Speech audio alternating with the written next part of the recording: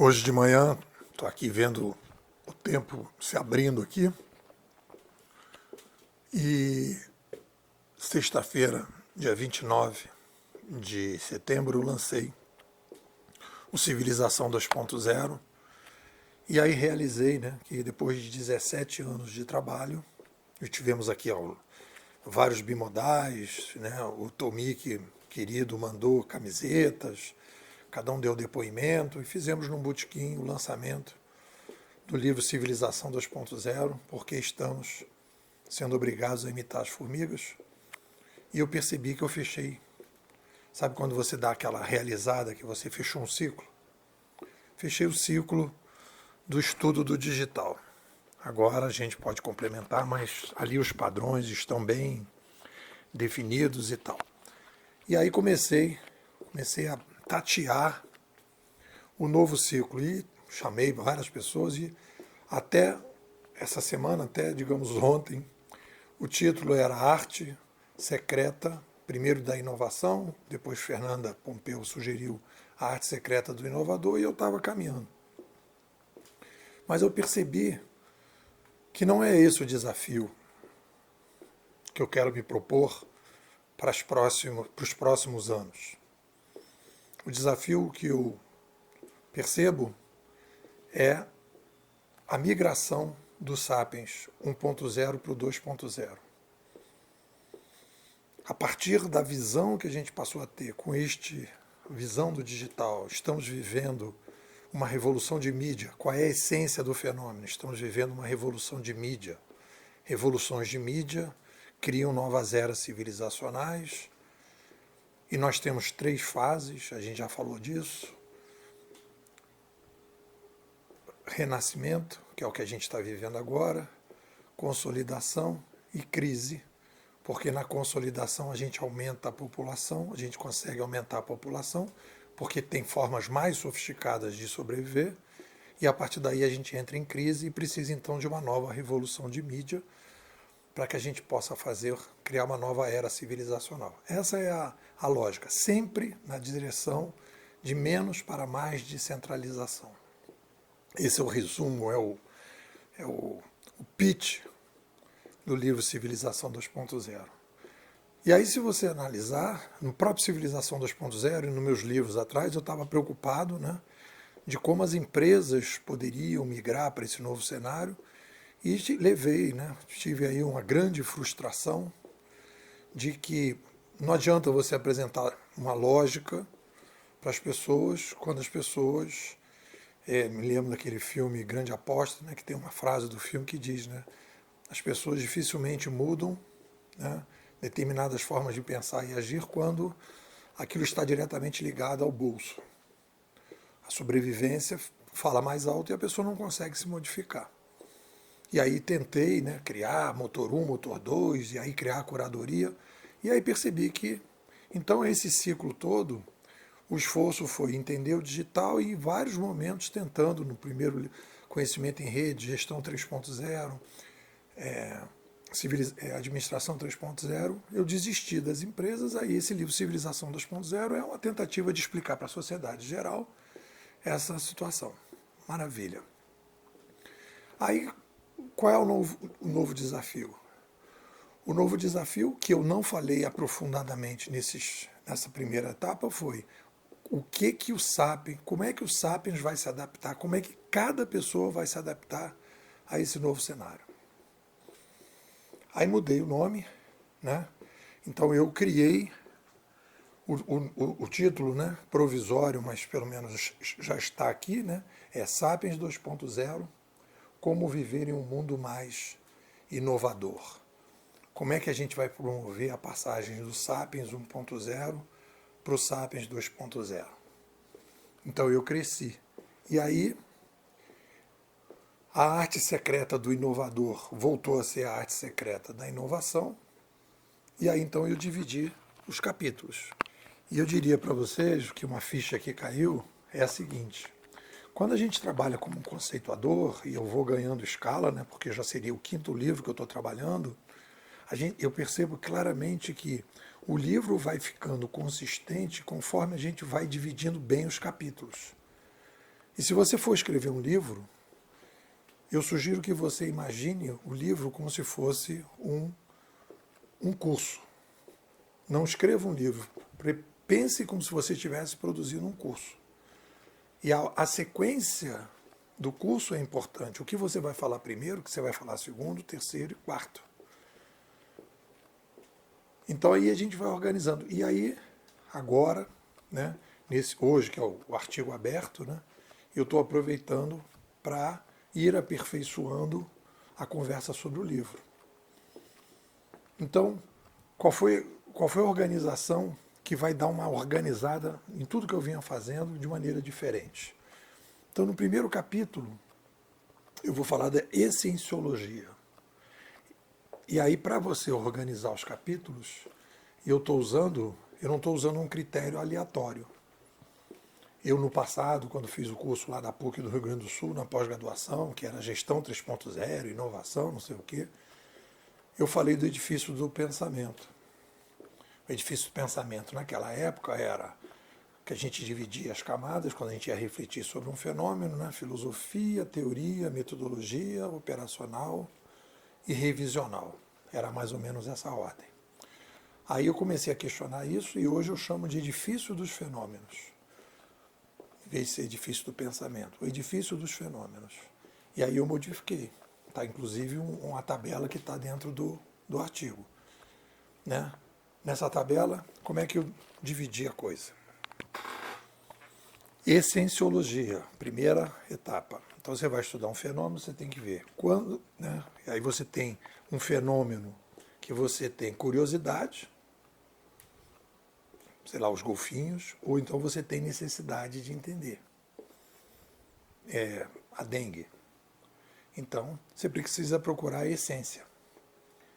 Quando a gente procura a essência, esse é o primeiro passo do estudo de qualquer fenômeno. Quando procuramos saber o que é e o que não é, para que possamos procurar com mais precisão recorrências do mesmo no passado. A gente já falou isso, vou repetir. Quando a gente vai analisar o digital, o principal erro que o mercado comete é exatamente o da essenciologia. É uma revolução do conhecimento. Erro. É uma sub-revolução do conhecimento. É uma revolução da informação. Erro. É uma sub-revolução da informação. É uma revolução industrial. Erro. É uma sub-revolução industrial, provocada por uma revolução de mídia que muda conhecimento, indústria, informação.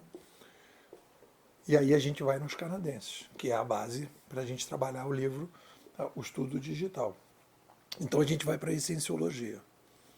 Aí no momento que eu defino qual é o fenômeno, e aí a gente escolheu os canadenses, vamos olhar as recorrências do passado. Aí vamos no Pierre Levy, depois a gente dá uma chupada no Harari, quando ele fala lá da revolução cognitiva oral, e aí então vamos lá. Aí tem gestos, oralidade, escrita manuscrita, escrita impressa, meios eletrônicos de massa e o digital. Aí a gente vai comparando e vendo o que acontece. Aí a gente consegue enxergar a renascença, aí a gente consegue enxergar a consolidação, aí a gente consegue enxergar a crise. Então a essenciologia é fundamental. Uma essenciologia equivocada destrói uma análise de um fenômeno. Simplesmente você não consegue entender. Aí você depois vai para os padrões. Beleza, vamos olhar para trás e a gente vai procurar os padrões. Qual é o fator causante? Qual é o fator detonante que começa o processo? Fator causante, aumento populacional, no caso de uma revolução de mídia. Qual é o fator detonante? A chegada da nova mídia. O consequente, uma nova civilização mais descentralizada. E aí então você vai para a metodologia. O que a gente faz? Qual é o fator atuante? Como é que a gente lida com isso? Aí eu trabalhei um pouco com o negócio da empresa e agora estou tentando criar metodologias para ajudar as pessoas a entrar nesse novo processo. Aí vem o revisional. Feita a metodologia e as pessoas trabalhando em cima disso, como é que nós então fazemos as revisões? Está funcionando? Melhorou? Essas metodologias estão ajudando a gente a lidar melhor com esse fenômeno? E a partir daí a gente vai atuando. Bom, então eu uso isto para estruturar o livro. Então eu não estou estruturando o livro a partir eu vou contar a história disso, vou contar a história daquilo. Não é um livro, é um livro padronista. Não é um livro percepcionista. Essa é a característica da minha produção e do trabalho da Bimodais. Não tenho nada contra os percepcionistas, mas os percepcionistas, eles não estruturam, eles não organizam, eles dão insights. Uma coisa é dar insight, outra coisa é organizar a conversa. E a gente procura organizar a conversa. Por quê? Porque aí, a partir daí, eu consigo fazer um curso. Eu consigo organizar o diálogo para poder dar um curso. E o nosso objetivo é ajudar as pessoas a agir melhor e pensar melhor. E não a ter insights. Agora, ter insight é bom também, quando a pessoa não é padronista, e a gente é padronista. Muito bem, então aí é o capítulo 1, a essenciologia. Então vamos falar da arte secreta da inovação. O que sempre foi a inovação ao longo do tempo.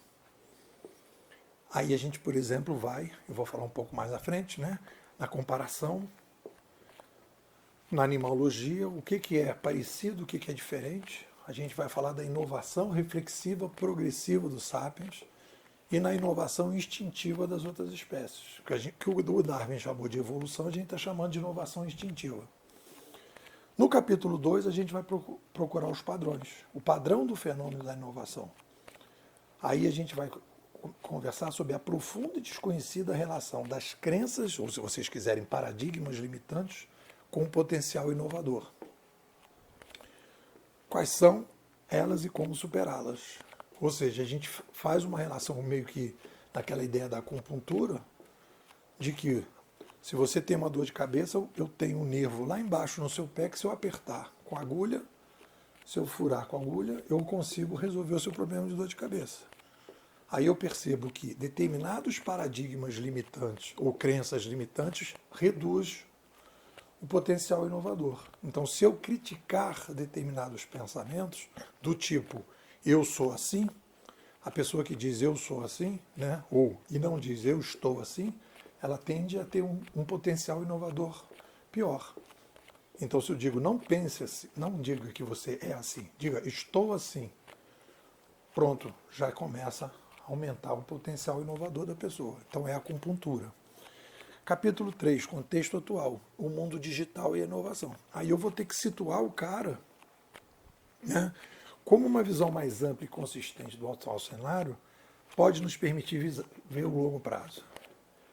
Aí eu vou mostrar a renascença, eu vou mostrar, né, o quanto nós estamos sendo modificados e o quanto esforço a gente tem que fazer para viver esse mundo. As pessoas não percebem isso, as pessoas dizem, não, isso aí é mais uma mudança, é uma tecnologia que chega. Não, a gente está vivendo não só uma revolução midiática, mas a mais disruptiva de todas, em que fecha um ciclo longo dos sapiens, que a gente pode chamar da era lobo ou da era gestão. Era lobo, conceito de sala, e era gestão, conceito de cozinha. E a gente entra na era formiga, ou se vocês quiserem na cozinha, na era da curadoria. Passa da gestão para a curadoria e passa dos lobos para as formigas. E aí, então, a partir daí, a gente então, tem uma mudança profunda na sociedade humana. E aí, por fim, no capítulo 4, a ideia é métodos para operacionalizar o potencial inovador. Aí a gente vai fazer o quê? Vai pegar toda essa, que já está acontecendo, né, que eu estou chamando aqui de metodologias 2.0, Design Thinking, Lean Startup, UX, né, User Experience, essas coisas todas, tudo aquilo ali, o que as pessoas estão dizendo? Errar faz parte, pivotar. Imagine a sua vida, olha só que interessante, imagine a sua vida como se fosse um software, em que você tem na sua mente primária um sistema operacional e que você é um programador. Imagina assim, pensa dessa forma. A sua cabeça você é um software, um sistema operacional e tem na sua mente o sistema operacional que roda com todos os paradigmas, os conceitos, as coisas que estão ali no sistema operacional, e você é um programador. Aí você vem caminhando e aí você percebe que você tem os bugs. Você, sei lá, faz uma brincadeira que a pessoa não gosta, né? Chega numa pessoa e sem querer a pessoa se desequilibra e cai. Aquilo é um bug. Aí o que você faz? Preciso consertar esse bug. Preciso me reprogramar. Aí você vai lá e conserta o bug. Aí você vai dizer, pronto, agora o meu sistema operacional está completo, está pronto e agora daqui para frente eu não preciso mais fazer nenhum tipo de reprogramação? Tá maluco? Se veja como um software. Imagina, você é um software, você é um sistema operacional. E você tem, então, um programador que tem lá a sua área, né, que a gente chama aqui de bancada criativa, que tem a sua tela para ele poder reprogramar. No momento que você comete um erro, você vai fazer a revisão desse bug. E quando a gente vai analisar todas essas metodologias 2.0, a base, o que as pessoas estão falando o tempo todo? A gente precisa pivotar. Pivotar, o que é o conceito da pivotação? É o aumento da resiliência, é o aumento da flexibilidade. A ideia de que a gente é um processo. É a ideia de que a vida é um processo. Aquela ideia de que a pessoa não entra no mesmo rio, porque a pessoa não é mais a mesma pessoa, nem o rio é mais o mesmo rio, né? Tudo é um processo. O ambiente muda com o tempo. De repente, hoje aqui tá chuva, né? Tá um tempo fechado. Eu estou de casaco. Amanhã, de repente, o sol abre. Vou botar uma camiseta. Então a gente vai mudando conforme o ambiente. A gente vai se preparando para lidar com o ambiente. Então a gente vai se adaptando. E o ambiente vai mudando o tempo todo. E aí você também vai mudando. Uma coisa é quando você tem 20, outra coisa é quando você tem 40, outra coisa é quando você tem 60. Uma coisa é quando você tem filho, quando você não tem. Quando você está casado, quando não está. Quando você tem neto, quando você não tem. Quando você começa a ter problemas de saúde, quando você não tem.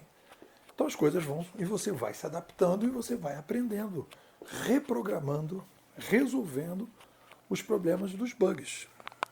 Frases boas que apareceram aqui nessa jornada da manhã. As inovações criadas pelo Sapiens avançam como se fosse um exército e vão criando zonas de ocupação que passam a atrair o interesse de cada vez mais gente. Quanto mais uma inovação nos ajuda a viver melhor, mais ela tem chance de prosperar e vice-versa. Inovar assim não é uma opção de nenhum ser vivo, incluindo os sapiens, mas uma obrigação. Não podemos entrar na sugestão de Sócrates do sei que nada sei, pois algo eu preciso saber para decidir. Conhecer é uma demanda humana para que possa tomar decisões melhores. Quanto mais coerente, didática e baseada em padrões for a estrutura do livro, mais ela tem chances de ajudar as pessoas. É isso, galera. O que vocês dizem? Quero te fazer um convite. A gente tem, né, um projeto, está caminhando um projeto, você está próximo a esse projeto, você escuta, acompanha de longe o projeto. A gente acaba de fechar um ciclo de 17 anos, publicou Civilização 2.0 e estamos agora na jornada do novo livro, que o nome provisório é esse, né? Sapiens, Sapiens 2.0, como viver num mundo muito mais inovador, e a gente está trabalhando nisso. Se você entrar na Bimodais, agora nesse mês de outubro, você vai ficar 3 meses, vai pagar R$300, e a partir daí você vai poder acessar o livro, ter as lives mensais, e você vai receber todos os dias um áudio de 18 minutos, com todo o acesso às conversas que eu estou tendo com o Tio Bard, aprofundando essa questão da inovação pessoal, de como a gente pode ajudar o Sapiens 2.0, melhorando a visão do digital e, em alguns momentos, aprofundando ainda mais, né, a questão da ciência social 2.0, das ciências sociais 2.0. Então você vai dar um upgrade aí na sua carreira, porque o que a gente precisa hoje é organizar. O que os meus alunos me dizem? Nepu, você me ajuda a organizar a forma de pensar. A nossa forma de pensar está muito distante da demanda que a gente tem hoje. Então eu me esforço para pensar melhor e tento ajudar as pessoas a pensar melhor dentro de determinados focos. Então tem uma coisa da forma, que é pensar melhor, e o conteúdo, pensar melhor sobre o digital e a inovação com foco agora na inovação pessoal. Vamos embora? Me manda um zap e diz, Nepô, quero ser bimodal.